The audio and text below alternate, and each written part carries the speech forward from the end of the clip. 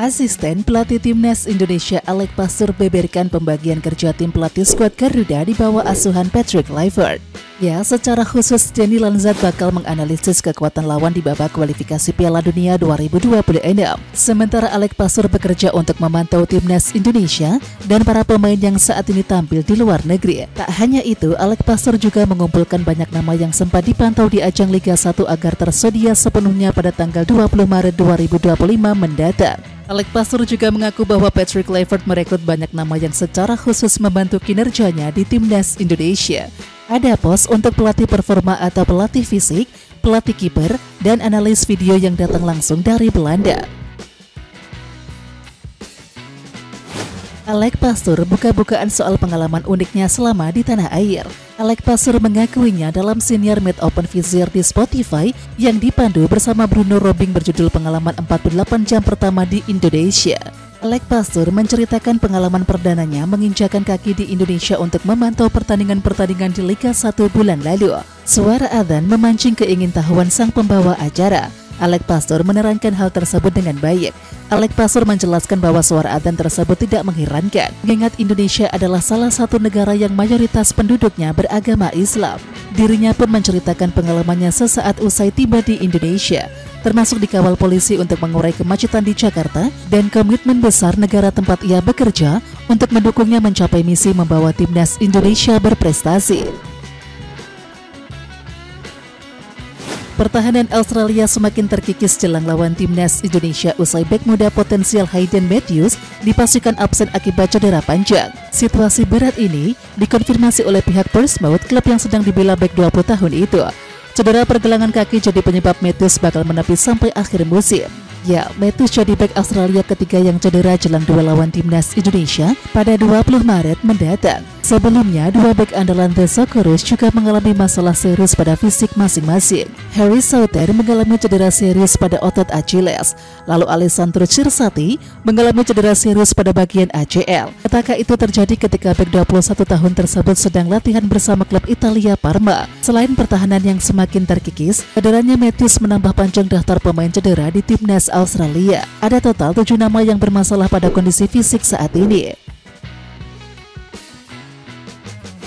Calon kiper naturalisasi timnas Indonesia Emil Audero berhasil memberikan kontribusi besar untuk Palermo di Serie B Italia 2024-25. 4 kali main tidak pernah kalah. Pada pertandingan debut bersama Palermo, Emil membawa timnya bermain imbang 2-2 melawan tuan rumah Spezia pada tanggal 9 Februari yang lalu. Kemudian pada pertandingan kedua, Emil kembali membawa Palermo bermain imbang 2-2 melawan Mantova. Lantas di laga ketiganya, Emil sukses membantu Palermo menang 3-0 atas Nuova Cosenza tanpa kebobolan. Emil kemudian mencatatkan clean sheet lagi saat Palermo mengalahkan Brescia 1-0 pada Minggu 2 Maret. Dan total kiper kelahiran Mataram berusia 28 tahun itu telah tampil sebanyak 4 pertandingan untuk Palermo dengan selalu tampil penuh selama 360 menit. Kabar baik datang dari Miss Hilgers. Bek timnas Indonesia itu mengaku sudah pulih sepenuhnya dari cedera yang sempat mengganggunya cukup lama.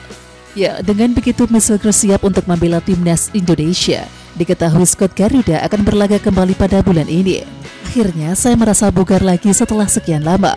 Memang butuh waktu lebih lama dari yang kami kira, kata Miss Hilgers sumber 20 Fans Senin 3 Maret 2025. Pernyataan itu dia sampaikan setelah bermain penuh saat FC Twente ditahan imbang Groningen 1-1. Laga tersebut berlangsung di Eurobak Groningen, Belanda pada Minggu 2 Maret 2025. Pemprov DKI Jakarta siap berkolaborasi dengan PSSI untuk pembenahan Jakarta International Stadium atau JIS agar layak dipakai timnas Indonesia di ajang internasional. Gubernur DKI Jakarta Pramono Anung Wibowo di Balai Kota Jakarta mengatakan bakal bekerja sama dengan PSSI untuk membenahi infrastruktur transportasi publik dan juga lahan parkir di JIS. Saya hari ini menerima Ketua Umum PSSI dan Sekjen Perbasi. Kami membahas secara khusus mengenai salah satu keinginan PSSI untuk menggunakan JIS secara rutin, kata Pramono Anung dikutip dari Antara. Sejumlah pembenahan dan juga perbaikan infrastruktur harus dilakukan, seperti kemudahan akses transportasi publik dan penyediaan lahan parkir agar masyarakat lebih mudah menjangkau JIS. Ia berharap pengunjung JIS dapat memarkir kendaraan di Ancol yang memiliki lahan parkir cukup luas. Akan disediakan juga bus antar jemput atau shuttle bus dari Ancol menuju JIS.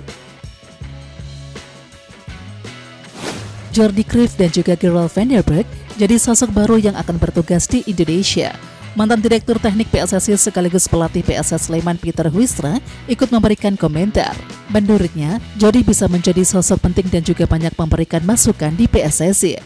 Jordi adalah seorang yang sangat berpengalaman, banyak pengetahuan sepak bola, jadi dia akan beri nasihat mungkin untuk pelatih atau orang lain di PSSI. Nasihat dari Jordi Cruyff sangat bagus menurut saya, kata Peter Huistra. Filosofi menyerang seperti juga Guardiola yang menginspirasi cara saya bermain. Lanjutnya, mantan pemain timnas Belanda itu juga menyambut baik hadirnya Van der Berg ke timnas.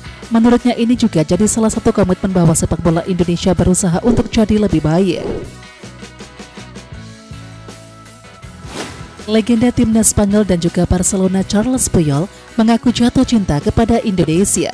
Saya jatuh cinta pada Indonesia, tulis Carles Puyol dalam caption Instagramnya sembari mengunggah video keindahan pantai di sebuah wilayah di Indonesia Minggu 2 Maret. Unggahan tersebut pun langsung mendapatkan banyak respon dari para penggemarnya di Indonesia yang menyambut baik pernyataan legenda sepak bola dunia itu. Pada 23 Februari silam, Carles Puyol mengunjungi Bali untuk memantau 11 pesepak bola muda terbaik dalam event Starball Indonesia yang digelar di Bali Training Center.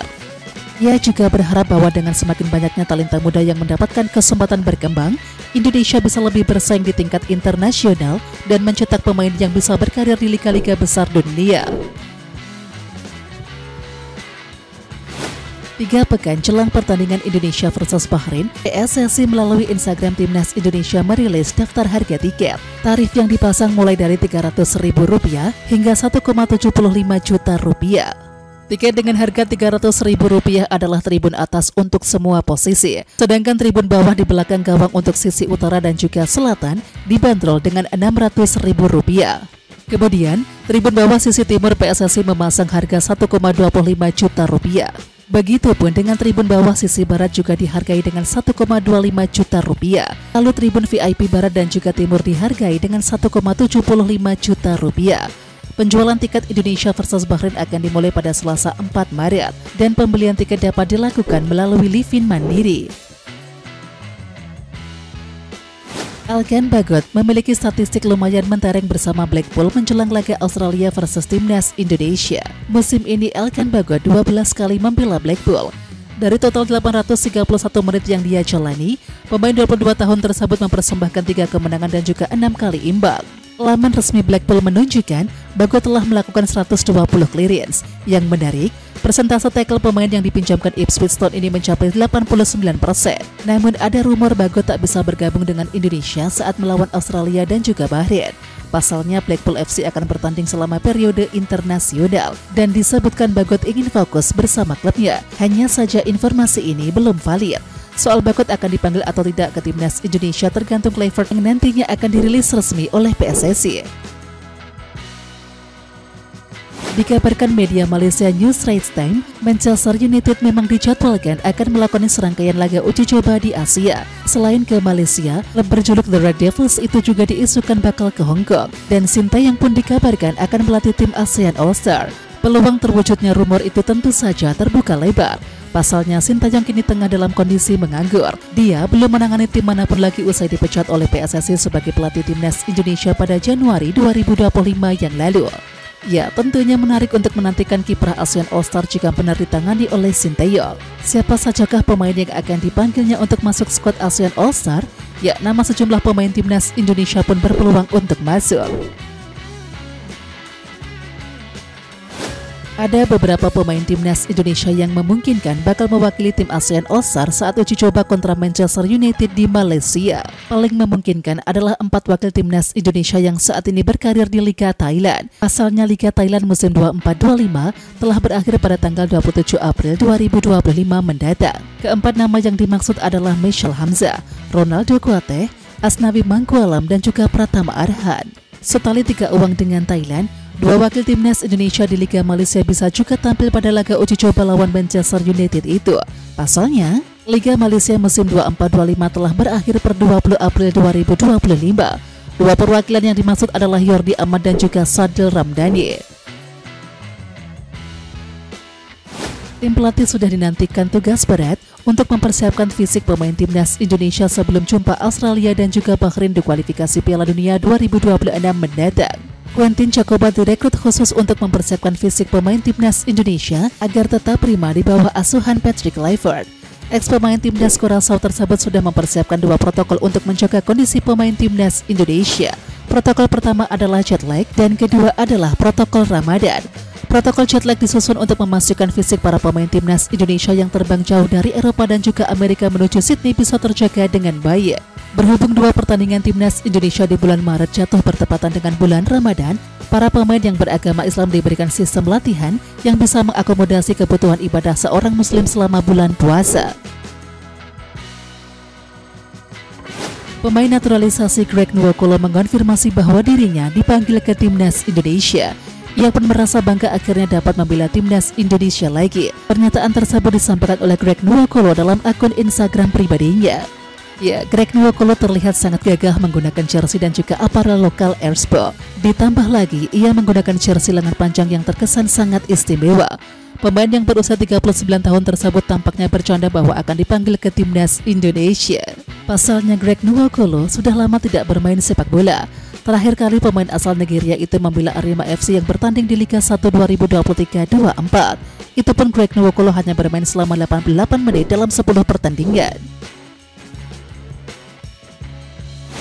Saat ini, pelatih Patrick Kluivert sedang meracik tim jelang berlaga di putaran ketiga kualifikasi Piala Dunia 2026 zona Asia. Patrick dan timnya saat ini sedang memantau Liga 1 untuk melihat pemain yang berpotensi dipanggil ke timnas, dan Septian Bagaskara bisa menjadi opsi yang tersedia untuk posisi striker timnas Indonesia. Dari 24 pertandingan dia mengoleksi 7 gol dan juga 1 assist. Meskipun hanya 5 laga turun sejak menit pertama, Septian cukup sukses menjadi super sub bagi Dewa United musim ini. Apalagi kombinasi bersama Eki Maulana Fikri telah mencatatkan 11 gol dan juga 4 assist dari 24 laga yang akan membuat pelatih timnas Indonesia memangkas waktu untuk adaptasi. Chemistry dua pemain tersebut bisa dicoba dan juga memberikan kesempatan ke timnas bukan pilihan buruk. Ada satu pemain diaspora hidden game yang bisa dipilih pelatih Gerard Vanderberg untuk timnas U23 Indonesia. Pemain itu ialah Adrian Wibowo. Adrian Wibowo bermain untuk klub kasat teratas Liga Amerika Serikat Major League Soccer atau MLS bersama LAFC. Pemain 19 tahun tersebut baru saja mendapatkan promosi untuk masuk ke tim senior LAFC. Adrian Wibowo menjadi pemain muda berbakat menjanjikan dengan penampilannya di MLS Next Pro bersama tim muda LAFC. Pemain yang berposisi sebagai penyerang sayap kanan tersebut mencatatkan 11 gol dan juga 9 assist. Adrian Wibowo juga belum pernah membela timnas senior Amerika Serikat. Ia baru pernah membela timnas U17 Amerika Serikat. Adrian tampil dalam 3 laga dan juga menyumbang 1 gol untuk timnas U17 Amerika Serikat. 3 lawan timnas U17 Amerika Serikat ialah U16 Italia, Belgia, dan juga Portugal.